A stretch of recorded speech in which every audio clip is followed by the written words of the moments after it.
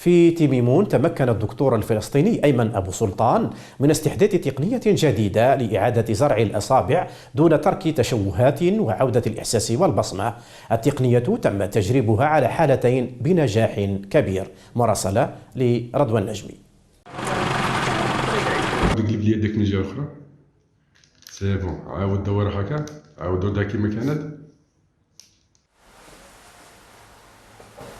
والتقنية هذه عبارة عن تقنية حديثة لأول مرة نستخدمها في الجزائر، استخدمناها قبل هيك في دولة فلسطين والحمد لله كانت عندها نتائج مشرفة.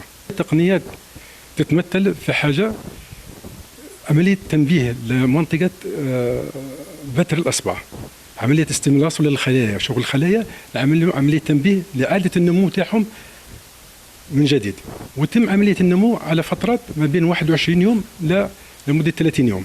وكل ما يكون الطفل صغير تكون عملية النمو تاعو أسرع. يكون واحد عنده 50 60 70 عام النمو يكون أبطأ، تكون تأخذ وقت لمدة 45 يوم.